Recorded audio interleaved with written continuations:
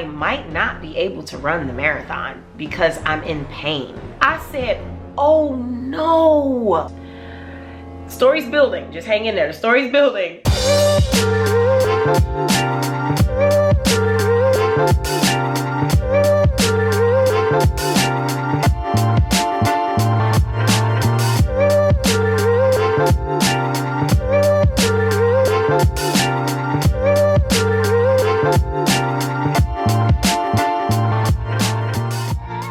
Hey guys, you're watching my real life vlogs. Welcome back. And today I'm going to be sharing with you guys my experience running my first ever marathon.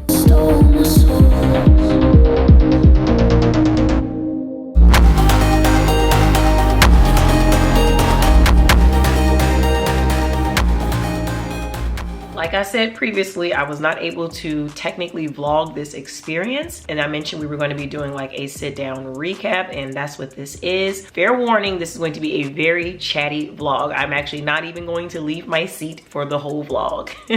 So if chatty vlogs is not something that you're into, trust me, this vlog is not for you, okay? But for those of you who want to hear the tea about my experience, then keep on watching. It is evening time in real time. The girls and their father are out back playing. And I'm like, this is the perfect time for me to sit down in some silence and get this done. So I got my itinerary here too, because I kind of want to talk to y'all not only about the marathon and the experience with that, but also it was my first time in Australia. First time ever. I built our itinerary myself. I was this close to hiring somebody to throw an itinerary together because I was kind of starting to feel like I didn't know what I was doing, but it all worked out in the end. And so I wanted to kind of go through some of that with y'all just to kind of share the travel part of the experience. As my dad said, it was like one of the best trips ever. He really enjoyed it. And it was a great way to get a taste of Sydney. For those of you who have not necessarily followed my marathon training journey, let me just give you guys like some quick background. So this is my first marathon. I am a runner. I wanted to challenge myself this year to do the full marathon. I wanted to go the distance.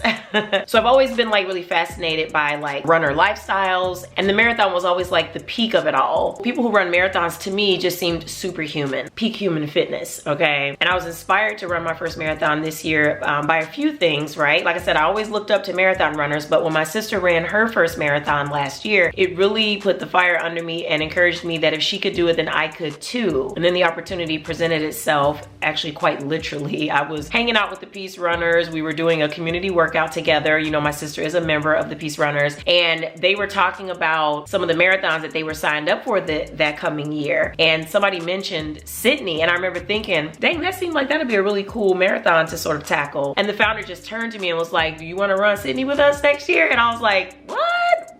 Go to Australia and run a marathon? Yeah. Sign me up. And I just said yeah on the spot. And then I set up my fundraiser page. You guys donated. We raised $2,000, and you guys were so supportive. So if I haven't said it before, I'm gonna say it again. Thank you guys so much. Y'all really showed up for me and helped me to achieve my goal of being able to qualify for the marathon as a charity runner. And the Peace Runners have been filled with so much gratitude behind those donations. I think overall, with all of the charity runners for this year, they were able to raise around $30,000 for their organization. And it means a lot for Chicagoland when there are nonprofits like the Peace Runners taking the time to put on different programming, especially around fitness. Our community needs it, and the Peace Runners, they are putting in the work and they are doing a great job. So I always want to support them, and running this marathon was one of those opportunities. So shout out to the Peace Runners and shout out to y'all. So I started my training program 26 weeks out, which is about the amount of time that you want, especially for your first marathon. I was using the Runna app to facilitate all of my training, from my strength training to my actual runs. I later joined a run group called Kara because they were local and close, and I was doing all of my long runs with them on the weekends. That should get you guys pretty much up to speed on sort of where I've been with my run journey and where I am today. Now let's talk about Sydney. So I decided to take my dad with me. My husband wasn't able to make it, so we decided he would just stay home and my dad would come. Australia was a bucket list item for my dad. It was for me also, but it was big time lifetime bucket list for my dad. He had been wanting to go to Australia pretty much his whole life. Don't get me wrong, my dad is very well traveled, but he just never got an opportunity to go to Australia. There was never like a real reason, a real itinerary, a real opportunity for him to jump on. So this was perfect. Now, if I'm being honest, my dad is not the biggest fan of like marathon running. Now, don't get me wrong, he loves watching the Olympics, you know, the track runners and things like that. But it's something about the longer distances that it's kind of like an acquired taste. Like a lot of people are not into it. Like you might like running, but you don't want to watch it for 2, 3, 4, 5, 6 hours, right? And I get it. So it was a really big deal for me that my dad was even willing to come and like be a part of this. So shout out to my dad. So let's talk about getting to Sydney. So there were no direct flights out of Chicago, so we did have to fly out of LAX, and LAX to Sydney was a 15-hour flight. Now I know what you're thinking, that's a long flight, Vaughn, like I would be miserable. But let me just say, that was the longest flight that I've ever taken in my life, but also one of the easiest flights, right? I don't know, it was something about the distance that made it a little bit more bearable. Because here's the thing, the flight took off later in the evening, and so we were pretty much already sleepy. So once I got on the flight, I want to say we went to sleep almost right away, and so I slept for 8 hours, or just about 8 hours, so a full night's rest. And then when I woke up, it was time to start eating and socializing and doing different things, and I may have taken another little nap, and then I ate again, and then before I knew it, it was time to deplane. So it was a very easy flight, I must say, you guys. We got to Sydney very early in the morning. I want to say we landed like around 7:15 a.m. So it was time to have breakfast and get our day started. So I felt like landing at that time after having like all that sleep behind us, it really helped us kind of cope with the time change. When we got there, we were energetic and ready to explore. So we had an Airbnb, and of course, as you know, it's like hotel check-in time. So we couldn't check in until much later in the day. So what we ended up doing was basically starting our itinerary upon arrival. So I already had plans for us to do stuff in the meantime while we waited for the Airbnb. So what we did was took our bags and checked them in using an app called Bounce. Bounce is a really good resource. If you have not heard of them, now you have. It's a program for basically dropping your bags and paying a small fee for someone to just hold them for you, like a storage kind of thing. And it's a very reasonable price, and your bags will be held until you need to pick them up. And you have like all day to come back and get them, and I think they charge you per day. So we did it, and it was perfect because there was a Bounce partner at the actual airport, so we didn't even have to leave the airport with the bags. We just went straight over to arrivals, international arrivals, and there was the Bounce kiosk, and we dropped our bags there, we paid our fee, and we went on about our day. And it was very easy to get around because they have a very developed transportation system. And so we had the little Opal card, and we were able to catch the trains, the buses, whatever we needed all around the city. So we were basically relying on the public transportation and Uber. We ordered way more Ubers than I would have wanted, but it just made sense for some of the different places we were going to. It just made sense to take an Uber. But the trains were very easy to navigate, you guys. Probably is just about as easy as like Chicago's CTA system. They had everything color coded. It, you know, it was easy to kind of figure out. Easier than New York, I'll say. But like right on par with London, it was kind of the same stuff. The first thing we did was, of course, we had to get something to eat. So we stopped at a restaurant called Hideaway. It was in an area called Hyde Park, which Chicago has a Hyde Park, so that was kind of cool. And it was a cafe, and we sat down and ate there, and I had a very delicious meal, which was a great introduction to Sydney cuisine. And I had like a duck dish with some poached egg and some fried polenta, and then we had a croissant. And speaking of European influence, there was a ton of that, right? Tons of British nods, from the fish and chips to them using S's instead of Z's. It was just a lot of like little things that stood out to me that let me know like, yeah, the British influence is very loud. When I got to Sydney and I started to experience things, I noticed right away that Sydney reminded me of a blend between London and Seattle with a little bit of New York mixed in. Like that was the vibe. The water taxis, the kind of fresh open markets like Seattle, and then it had like the stylish city life with the impressive kind of architecture like London and New York. Tons of good food, sort of a melting pot. The diversity is there. Being in a foreign land, you can kind of start to feel a little bit uneasy. I mean, I think that's normal, but I didn't feel a whole lot of that in Sydney. I felt very welcome. Everyone was polite and nice and gentle and curious. Like I think genuinely curious about Americans, and if I'm being honest, Black Americans. I mean, we were being treated quite special. We would go to restaurants and the owners would like come out and come to the table and greet us and talk to us about our experience experiences, you know, living in America. They would offer us free food, free drinks. I mean, we were getting the special treatment. So if there was any trepidation going into it, it quickly faded. Another thing that I noticed about being in Australia, and I just have to say it, they have a tourist sort of priority to present and talk about their early history. I always felt like growing up that I always knew a little bit more about like the Aborigines than I knew about the Native Americans. And when I got to Australia, it all started to make sense and I could see why. The history of their Indigenous people is like front and center in all of their tourism. It was not difficult at all to find,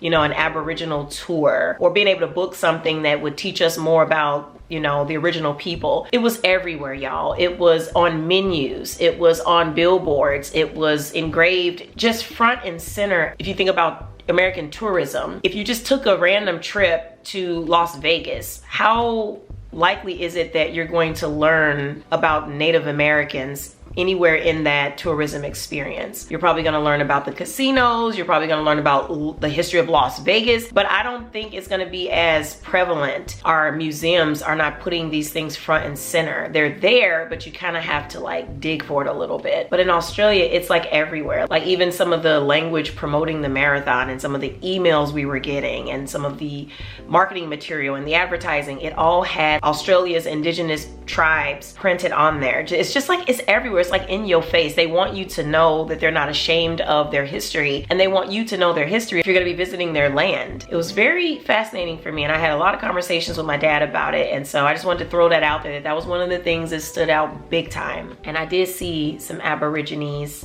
I hope I'm saying that correctly. If I'm not, I apologize. I'm learning, I'm green, I'm new, but I saw them at the zoo and it was head turning. They are clearly a unique and special group. You know that when they walk in. I mean, you know, we were trying not to be rude, but we just couldn't believe it. We knew that was them when they walked in. They were beautiful. Their skin was so chocolatey and smooth, and they had straight hair, naturally straight hair, and they didn't speak to anyone. They were really, really quiet. They waved to us, and y'all wanted to take a picture with them so bad, but I'm like, how rude is that? But I really wanted to take a picture with them. I wanted to just talk to them, but there was no like organic way to get that started, so I just like left it alone. I didn't want to be a ridiculous person, but yeah, they are head turning, unique. So yeah, speaking of which, in our itinerary, I had built in some educational moments, learning more about the culture. We went to an art exhibit where we saw a bunch of like original artwork from the Aboriginal people. Beautiful stuff, very unique pieces that told stories. We also went to the Australian Museum, which was great. I highly recommend that. A couple of cultural things that I noticed while being in Sydney is it seems that their bathroom scenario is very gender neutral in a way you probably have never seen. Men and women can access the same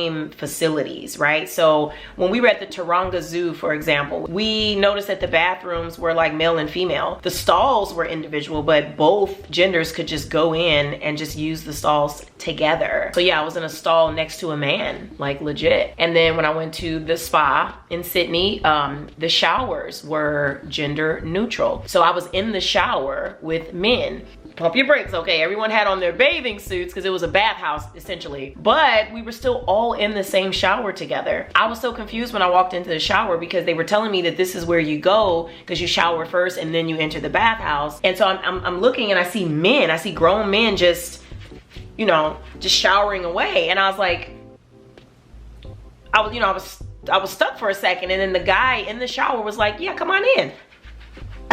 So it was kind of interesting. One of the days we were there in the evening, I decided to book us a dinner cruise. I think a dinner cruise is a great way to really just relax and enjoy some scenery. We were in the Sydney Harbour, and from that vantage point, you can see like the Sydney Harbour Bridge, which is a beautiful sight. You can see the Sydney Opera House, which is one of their iconic monuments. It was giving London vibes, right? When we were in the water, and it was just really beautiful, and we got to see the sun setting. It was so relaxing, and then we got to have dinner, of course, and the food was was delicious and the service was great. That's just another thing that stood out to me. Like, they have really good customer service. And then when we went to the zoo, we got to take a water taxi, or basically a ferry, over to the zoo, which was very, very nice. It was very cool that day, so it was the perfect sort of weather to be out on the water. And the zoo was a little bit different from zoos that I've ever been to, just because they were a lot more like open. Animals were less caged. We got to see the zebras and the giraffes kind of just like out. And I mean, it was safe. I'm guessing, I guess it was safe, but they had it to where you didn't feel like you were in a zoo. You kind of just felt like you were just running into animals on your morning walk, right? They had it like very very open, and you were just advised to stay on the path. And I don't know how they were keeping those animals from joining us on the path, but we were in there with them, honey. We were just in there, and I absolutely loved that. I just want to say that there were two things that impacted how I showed up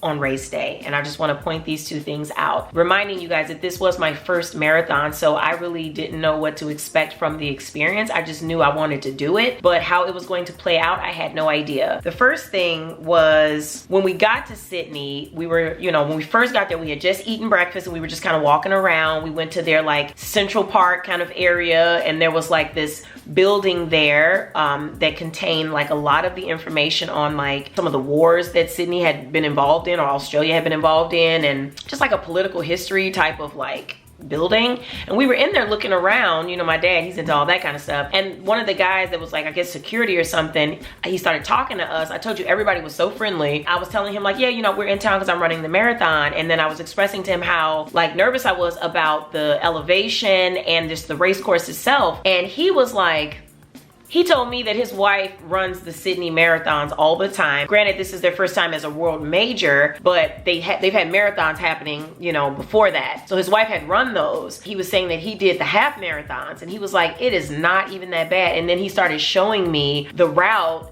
and explaining what it would be like. That's it up there. So if you go to the intersection up there and look to the top of the hill, I'd say it's about 2/3 of a mile. Okay. What you're gonna do is you're going to come up College Street over here. You used to actually run through the park here. Oh. But up the end of Hyde Park, up the far end, you sort of dogleg around and come up College Street here. So it dips down at the intersection of Park Street over here, and then it comes up a slight rise, and then you turn left up Oxford Street up there. Okay. And you get up to Oxford Street. I think you go down Flinders Street. So once I heard him say all that, and I was actually able to see it for myself and actually walk on some of these streets before they had it blocked off for the run, I was like, I don't think it's gonna be that bad. The other thing was on the ride in, on the flight in, there were some other runners on the flight, of course, coming in from Chicago, and I met this one girl, her name was Maya. She was so nice, and she was telling me that she had run marathons before. I think she said she ran like, did she say 10? I don't remember, but she was saying she had run marathons before, and I was like, oh my God, you gotta give me some advice. Like, what would you say is like key to like getting through like a first marathon? And her advice was 3 words. She said, slow and steady. And when I heard that, that's when I knew I'm about to be running this marathon at easy pace. It was in that moment I decided I'm running easy pace. I'm not running hard, right? My race day pace is typically between 8 minutes 30 seconds and 9 minutes. So that's, you know, that's usually how I do the halves. But like I said, you know, the full marathon is a totally different monster to tackle. So I wasn't as confident because I had not done it yet. I needed to get my feet wet first to see what's going on, okay? So when Maya told me that bit of advice, I took it, okay? And I said, I'm running this easy pace because we just gonna get to the finish line. And I did do a practice run when I got there a few days in. There was a practice run schedule, so I did do that. I ran around the neighborhood, which was a great way to kind of see where we were at, you know, as far as like our Airbnb area. We were in an area called Camperdown, which is about 15 minutes outside of Sydney. And it was like the perfect little neighborhood. If I could compare it to a neighborhood in Chicago, it would probably be close to like a Beverly, something like that. It was cute, quaint, quiet. You know, the homes were older and more historic, and you know, they had renovated them on the inside. Oh, and speaking of our Airbnb, let me show y'all what it looked like.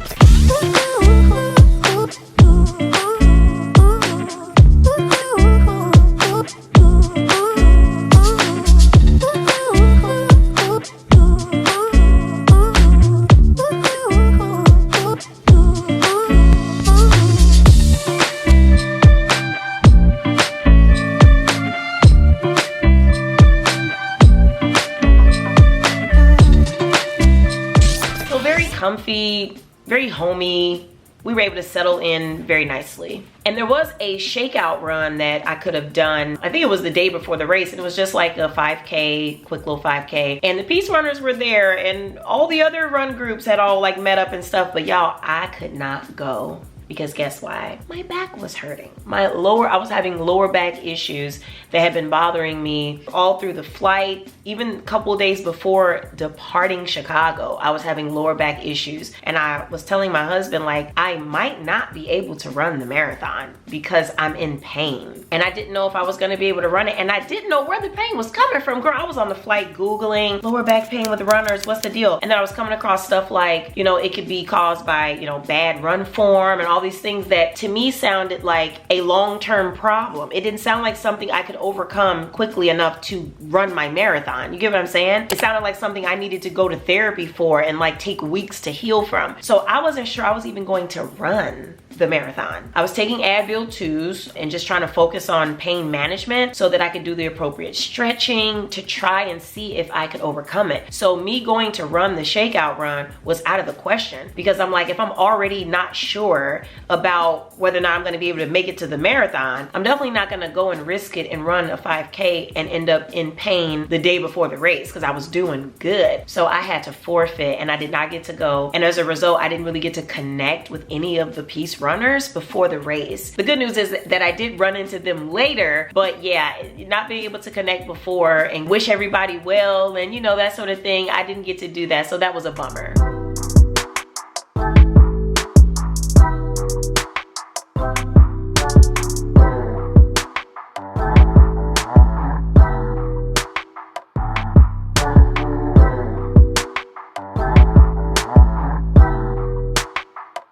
Thank you.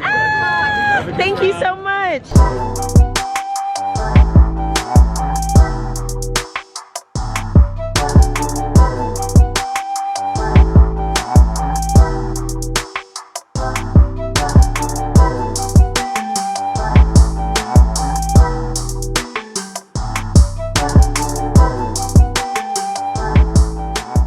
So let's talk about race morning. Let's talk about race morning. So waking up race morning, knowing that I have this lower back issue that's been bothering me over the course of the last week and a half, I wasn't even sure if I was gonna be running, right? So I'm waking up nice and easy, trying to see, am I in pain? Am I okay? Can I stretch? Y'all, I got down on that floor and started stretching. And when I tell you my body felt superb, I felt like I was in some of the best running condition that I had been my entire training season. I woke up like, was my body just trying to humble me? Like, was my back just trying to remind me that I'm 42? Because I woke up like, I can do anything. I felt fantastic, and it was literally 5 a.m. Actually, it was 4:45. And speaking of waking up early like that, okay, every single day in Sydney, we went to bed early and woke up early. And that was just an effect of like the time difference. We just couldn't quite get it right because we kept getting sleepy early and eating and then being like, all right, we're going to bed, which worked out great because like if you're not trying to be a part of the nightlife and all that stuff anyway, a perfect sleep arrangement for preparing for race day instead of having to like at the last minute, you know, jolt your body into like this sleep schedule so you can get up early and run and not be tired. We were doing that the whole time we were there, and we were there 5 days before the race occurred. So it was actually quite perfect. I was very well rested. Tiredness was not a factor at all. So I woke up feeling great. I had my outfit laid out, but the night before, here's what I did. Hey y'all, what's good? It was the night before my first marathon. Popping in, I think this is my first time talking directly to y'all since I've been here. Right now it's about 7:30 p.m. and as you can see, I'm in my pajamas because I'm very tired, y'all, and I'm about to go to sleep. But before I do, I wanted to share with y'all what I'm packing in my post-race bag as a first-time novice marathoner. I know for some of y'all who are veterans, this is not going to be helpful to you, so you can fast forward the video from this part if you'd like. But for those of you who are embarking on your first marathon and or you're just curious as to what goes down, let me show y'all. This is the backpack that I'm going to be bringing along with me. Of course, as you know, whenever you run a race, there's a bag drop area. It's kind of like a coat check for your race day belongings. And so I already had mentioned in a previous previous vlog, but what I'm gonna be doing is wearing a jogger set because it's gonna be probably 50 degrees when we get out there, just a throwaway, something that just will keep me warm until it's time to actually start the race, and then I'll take it off, toss it, and then, you know, it'll be donated. It was something I thrifted. It wasn't like my favorite jogger set. It was something that I didn't mind parting with. But I said that to say this. After the race, I'm probably gonna be soaking with sweat, and it's probably still gonna be pretty brisk. Even though the temperature will have gotten maybe a few degrees warmer, I'm still gonna be freezing. So I wanted to have some clothing to put on after the fact. So I'm gonna be packing my finisher tee. Look at the back, it's kind of cold a little bit. It's kind of cold a little bit. Finisher. I cannot wait to wear this and be able to actually call myself an official finisher. So I brought this just to put on, soak up some of that sweat and everything. Oh, that reminds me, I should just go ahead and pack a towel. I'm gonna pack a hand towel just for those areas, you know what I mean? I'm also going to be switching into an actual jogger set, one that I'll be keeping, and it's this one. It's just a Nike hoodie with the matching bottoms. I'm also going to be packing a back brace that I've had to use actually since I've been here, y'all. So plot twist, getting off the plane, I was in a lot of pain. My lower back, it's been bothering me kind of on and off, so I'm not really sure even at this moment in time if my back is going to be bothering me really bad like after the race. I know I'm not going to deal with any pain during the race, but I'm worried about the aftermath. So I brought this brace just in case. It's kind of just like a waist trainer for helping like stabilize the core, the trunk, you know what I mean? Speaking of pain, I'm also gonna be bringing some Advil 2s. This is specifically for back pain, and then some extra strength Tylenol, just depending on what I feel like I need at the time. I'm also gonna bring this little BioFreeze pack. I don't know where this came from. This might be from like a previous race. I'm also gonna be bringing this Aquaphor just because this is a great skin treatment in case there's any chafing. From a hygiene perspective, I'm gonna bring my Lumi acidified deodorant wipes, just for like a little quick little confidence booster, you know what I mean? And then this roll-on Gucci Guilty perfume stick. Packing my bag tonight, so tomorrow runs smooth. So I got showered and prepared and got dressed and had on my run gear. I put on my little throwaway, you know, two-piece jogger set, and I was ready to go. So I went downstairs and prepared myself something to eat. I already knew what I was gonna eat for breakfast day one of being in Sydney because we went to the grocery store and I just like bought the stuff. I already knew I wanted to prepare. Everything was about preparing. Cannot stress that enough because race morning is stressful enough. I didn't want to add any other factors. The porridge was like just okay. I think it needed to have like some extra little condiments added, but I didn't add anything because I was like just focused on eating it and getting out the door. I also had a big glass, I think it was like 12 ounces of AG1 greens powder because AG1 greens powder has everything you need for the day in terms of nutrition. So even if you accidentally underfuel with something else, you drink that, you're gonna get everything from your potassium to your iron to your calcium to your protein to everything. And then I also had a bagel and some cockadoo plum spread, which I actually bought from the art gallery. And my battery is about to die, so let me change it. Okay, I'm back. What was I saying? Oh yeah.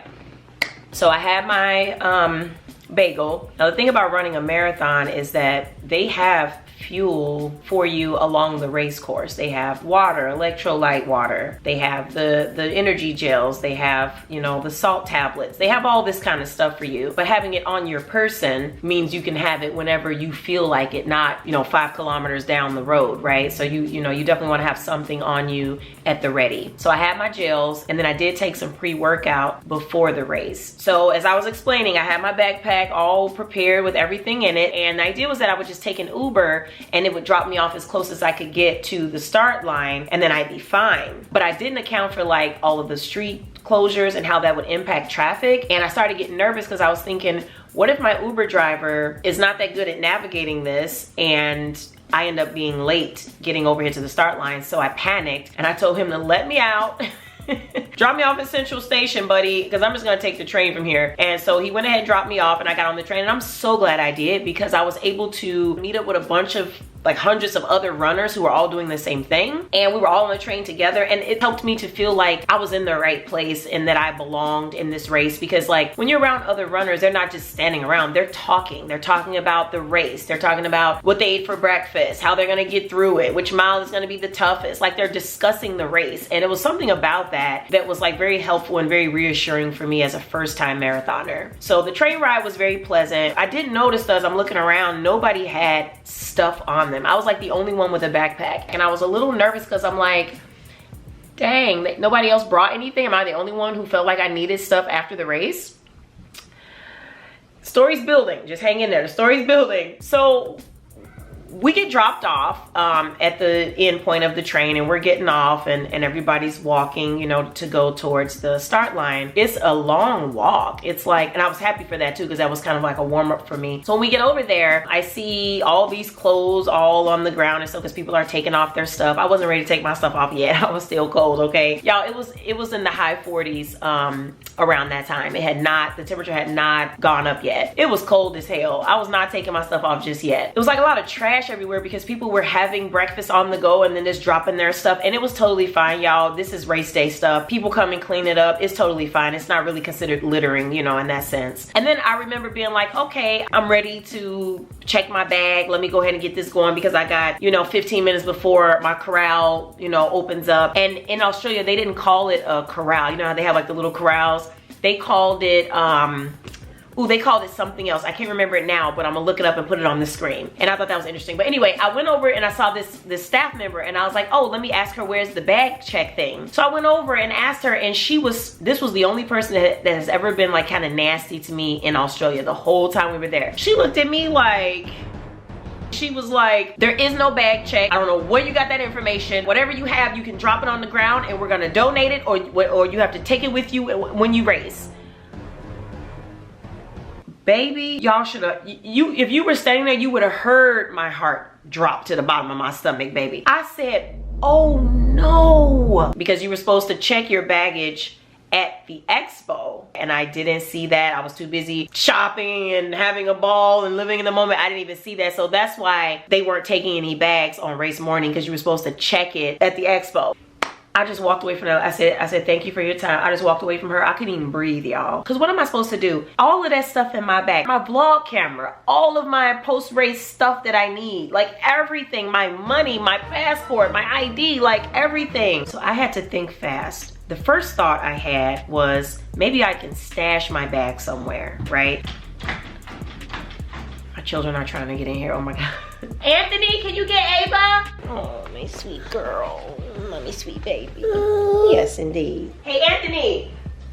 Can you please come get Ava, hon? I got about 15 more minutes of filming to do. Okay, so I was trying not to panic. My first thought was, maybe I can stash my bag somewhere, right? I was thinking, I started getting real creative. I was like, maybe there's a bush around here. I can just push my bag in the inside. But something in me was like, girl, they gonna find that bag and donate it, okay? And then I started thinking, oh, Bounce, like the Bounce app. Maybe I can find a Bounce partner around here somewhere that can just hold my bag for a small fee. So I went on the Bounce app. There were Bounce participants, but they were all spread out. I would have had to like probably get in an Uber to go and find one. So I saw a gas station right there, and I was like, well, let me just ask this girl if she'll just hold my bag for me, you know, the attendant. So I went over there. First I asked her if she participated in the Bounce program, and she said no, because she didn't know what I was even talking about. And then I just asked her if she could hold my bag and I could just pay her to hold it for the duration of the race. She said absolutely not. I said, okay, fine. So I leave back out. I'm just fuming and walking in circles, like, what do I do? And then I got the bright idea, yo, just call Uber.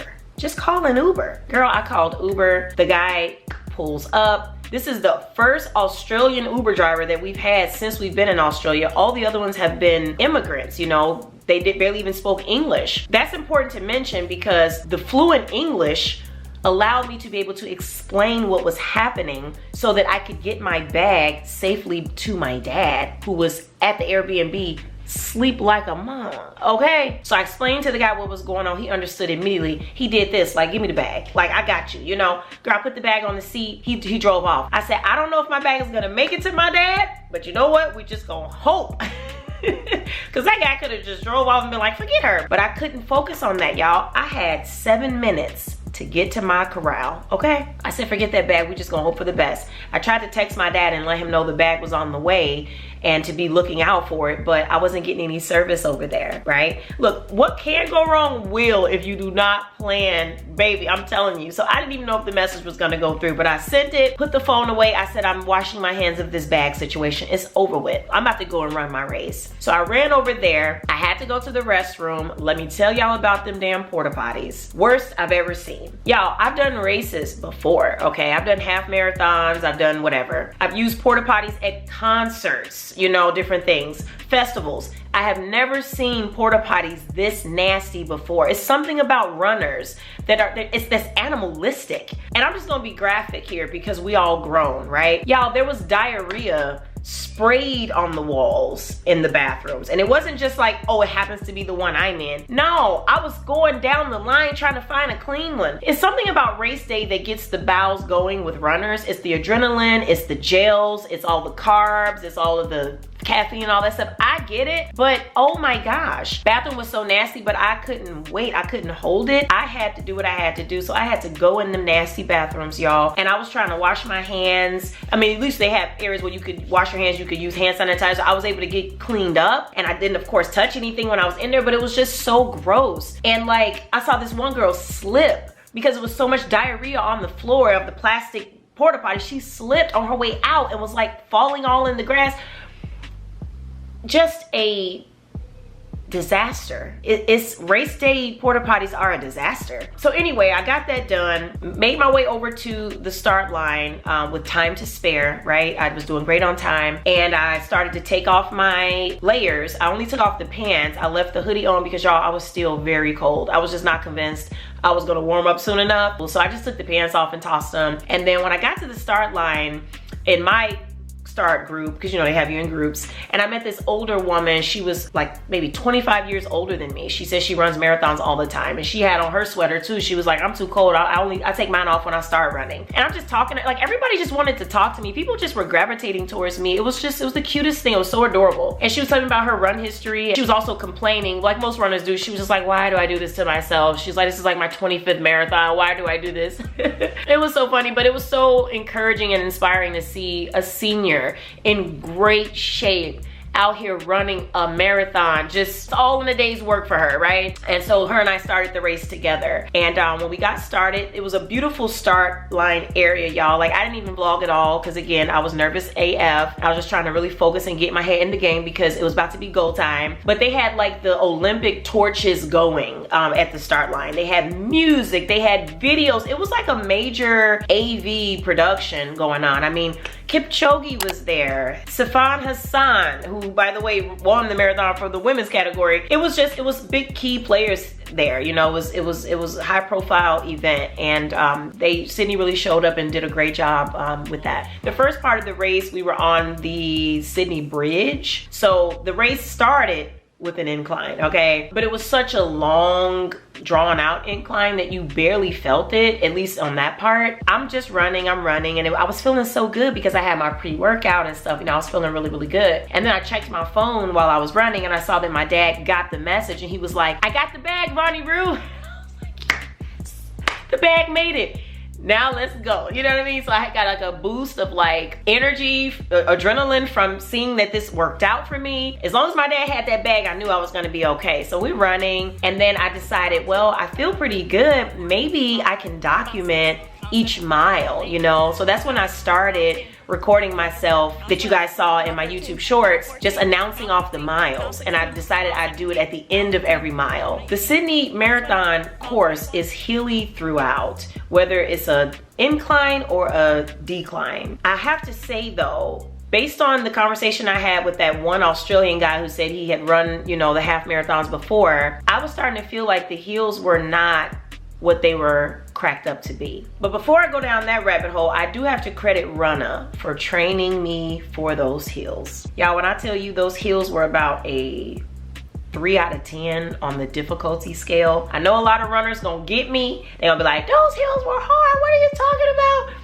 Let me just tell y'all, Runna prepared me so well for running hills. Y'all remember a couple of times I would show some of my training runs, and I did hills one day with y'all, and I was showing y'all I was doing speed work on the hills, and I was running like 640 something pace up the hill. So, and then that was happening like a lot through my training, you know? So when I get to race day and I'm just trying to run a 10-minute mile up a hill, that's actually gonna feel kind of easy considering what I went through training. You get what I'm saying? So the hills were easy for me, y'all. And I was surprised yet happy as hell that they were easy, you know, because I saw people struggling big time. And then I started texting my sister because she was tracking me. You know, you can track runners, exactly where they are, exactly how fast they're going, everything. And she was texting me and encouraging me and things. And then one time through our text exchange, she saw that I was running like close to a 9-minute mile, and she told me to slow down because she was worried, and I was too, that, you know, you could wear yourself out at the first half of the race, and then on the second half it'll be so brutal that you could hit the wall and actually not even finish the marathon. Okay, so her and I were both really scared for that happening to me. So I did slow down, and I tried to maintain 10-minute mile paces throughout the race so that I could conserve energy, because it's a big myth, and I had to learn the hard way too, that you could just run really fast while you got the energy and you just starting out, and just run really fast because you can bank your time, and then later you can run slower and you'll still finish the race at a good time. But that's not how your body operates. Your mind can sort of rationalize it that way, but in practice it doesn't work. Because what happens is when you run hard, your body is using up stored energy, right? If you deplete that energy because you didn't train for that, or because you didn't fuel properly for that, you will be out of energy at the end, and you won't even be able to crawl to the finish line, okay? And so it really comes back to your training and your fueling, I think. But like I said, I'm still a newbie beginner, so don't, you know, marathon police, don't come get me. But I kind of like think that that's how it goes. And I didn't want that. I wanted to be able to finish strong. I wanted to finish strong enough to where me and my dad could go have a beer afterwards. I wanted to finish strong enough to be able to pack my bag and be ready for my flight the next day. Like, I had to consider things, and I did not want to just go all out and just see where it gets me. And no, I wanted to be able to enjoy my scenery. I didn't want to have an injury.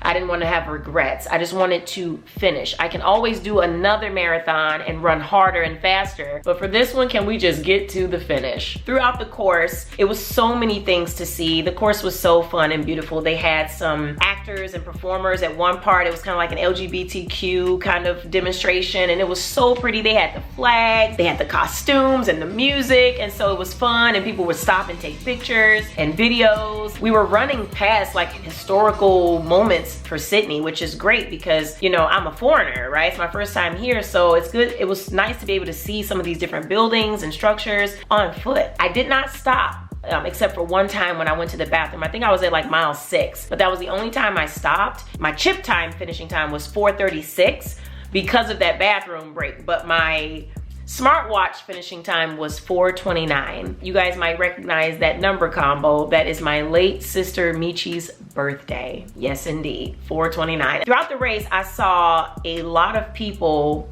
disappointed in themselves. I saw people off to the side sitting down crying. I saw people holding their knees, massaging their calves, different things. Just from looking at that, I could tell that they stopped and didn't want to have to stop. Something happened. Something, they must have gotten injured, something's hurting them, or they're out of gas, right? I saw that, and every time I saw it, my heart just sank, and I felt for them because I'm like, how disappointing does that have to feel, you know? And then the other part of me was like, please don't let this happen to me, because I'm just telling y'all, running a marathon, getting to the finish line is not promised to you. I don't care who you are or how you trained. It's not promised. Anything can happen in your body. You can have a cardiac event. Anything can happen, you know, that's unexpected. So I was just hoping for the best, and you lean into your training and you lean into what you know will work for you. But at the end of the day, you're at the mercy of your body, you know, and how your body is going to respond to the adrenaline, the distance, the mechanics, you know, the muscle tears. Like, you're at the mercy of what can happen in the inside, and you don't know what's happening on the inside because you ain't in there, okay? So I was just hoping that it wouldn't happen to me. I saw a guy fall. I was telling Anthony it was a big guy like him, and he was really tall, and he tripped, and it was around like mile maybe 18 or 19. So by that time, people were pretty fatigued. It was harder to lift your legs. You know, I was feeling it. Soreness was kicking in for a lot of people, and the guy had tripped, and it was a very minimal tripping, you know, like, you know, you trip and then you can catch yourself. In a normal situation, he could have caught himself, but because his legs were so fatigued, he couldn't. So his tripping started off minor, and just like, it was like a snowball effect. He just kept going forward, and I'm looking at, he's right in front of me. Girl, he went down like David and Goliath, and he went down shoulder first, and it was the left shoulder, right on the pavement, and then slid. That pavement sliced off a layer of his skin. All you saw was white and then you saw the blood. And I'm just looking back, and they're helping him, getting him up. The medics come running out. I don't even know if he finished the race or not. He probably did, because people be serious about finishing the marathons. But baby, that scared the mess out of me, because when he went down hard. And again, I was like, I hope he's okay, and I hope I don't fall. And I was just really starting to pay attention to what was on the ground, because it's cups, it's all kind of litter, it's debris, it's everything, because people are just running and they're like dropping stuff along the way. It's gel packages, it's water everywhere. It's just a mess. You have to really be careful. And also in Sydney streets, they have like these little weird lights in the streets, like in the concrete pavement, and they like sit up off the ground like 2 or 3 inches. They were everywhere. Those things were everywhere, and you could trip on those too. Once I got to mile 20, I knew I was going to finish the race, y'all. I had no doubts after that, because I'm like, I can crawl 6 miles. Like, I was just thinking, like, even if I get hurt, I can walk 6 miles. I'm gonna finish this race, you know, one way or another. And that's what I knew at mile 20. Yeah. By the time I got to mile 23, I was like, all right already. You know, like I said, I never hit the wall, and I never felt depleted in energy. I just had lower body aching that has started to occur, and it just gets compounded. You know, like when you're having an ache and you keep doing the same activity that caused the ache, it's just going to get progressively worse. And mine wasn't like out of this world, but it was getting a little worse like every minute, just a little worse, like not anything where I couldn't keep going, you know, but I was feeling it like, dang. And I think normally some people like start taking painkillers and stuff like that, but there was no way I was going to do that, you know. Even when I was stopping at every single water station, I would grab the cup and squeeze it and turn it into like a little spout tap, and I was drinking it and running. I never stopped when I was drinking, and so stopping to take a capsule just kind of seemed like out of the question for me. Just hips and knees, and like the quads were hurting, okay? Yeah, so by the time I got to 23, you kind of can see the Sydney Opera House. You can kind of, the crowd is getting a little bit more rowdy. You know you're close to the finish, and it's like those last 3 miles, psychologically, it really challenges you, because you can taste the finish line, but you still got a little ways to go. And for me, running about 10-minute miles, that's another 30 minutes of running. You get what I'm saying? You're ready to be done 5 minutes ago, but you got 30 minutes left. And so I was kind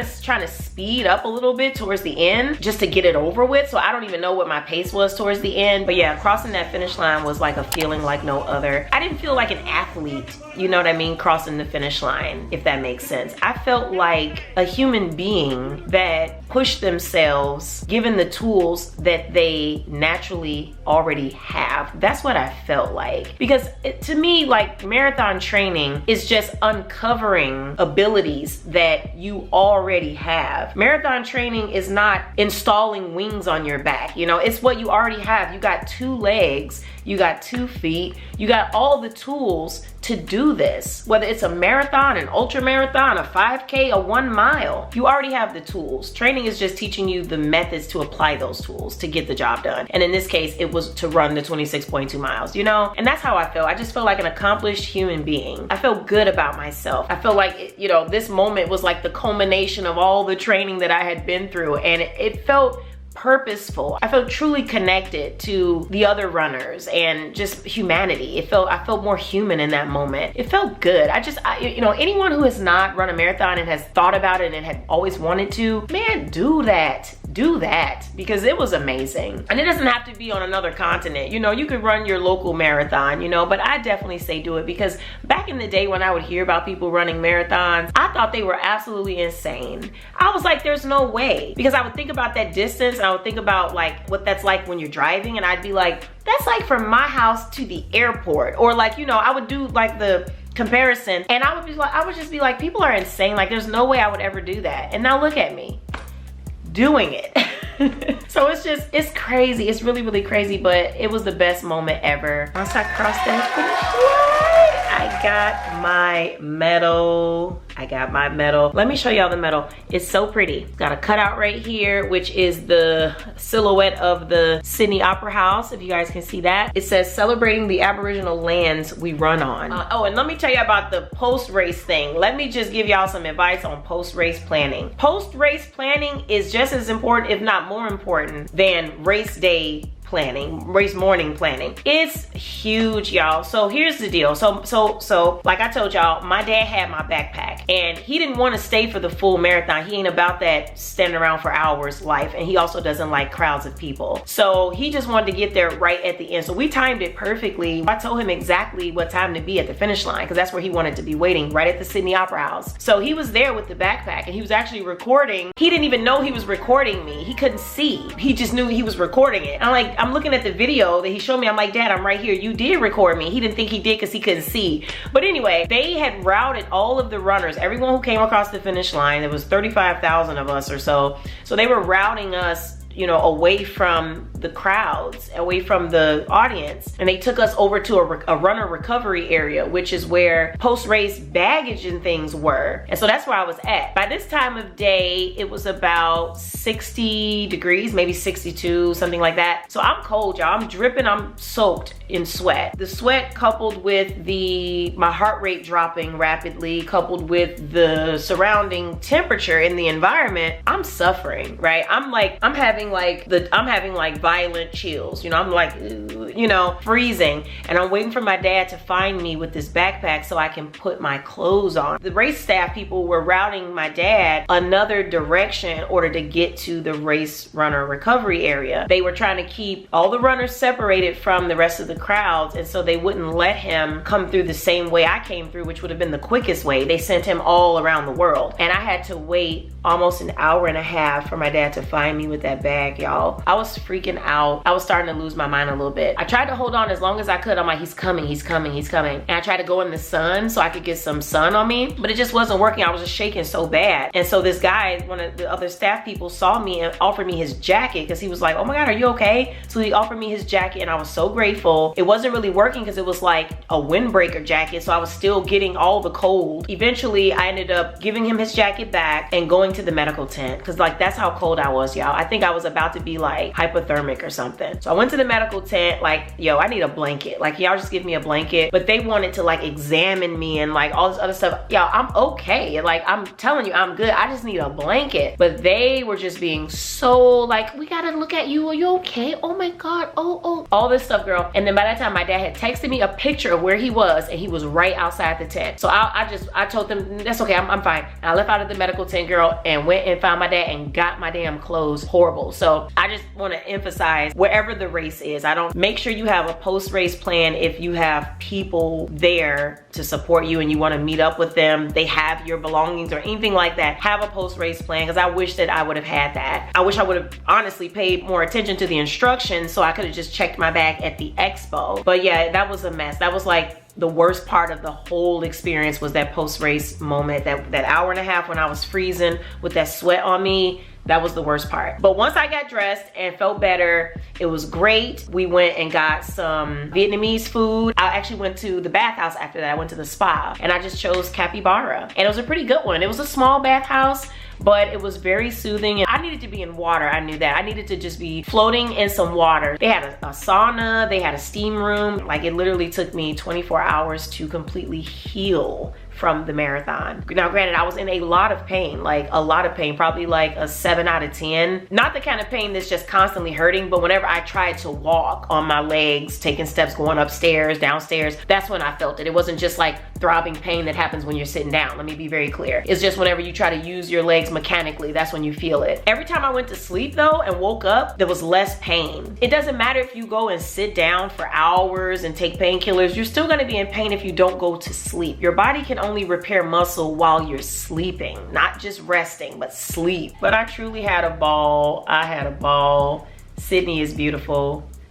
Sydney is amazing, and I gotta go back. There's so much to see and do. I have got to go back. It was recommended to us to check out Melbourne, the Gold Coast, Bondi Beach, you know, and everything else. So we got to go back and experience some of the other areas. And I just appreciate you guys so much for your support in this and following me on my journey. All I got to say is, who's up for marathon number 2? That's going to be a whole other journey. So who's sticking around for that? Let me know. If you guys have any questions, definitely let me know. If you need my itinerary for Sydney, I can email it to you if you want. Just drop a comment and let me know. And I will talk to you guys in my next one. Love you guys so much. Bye.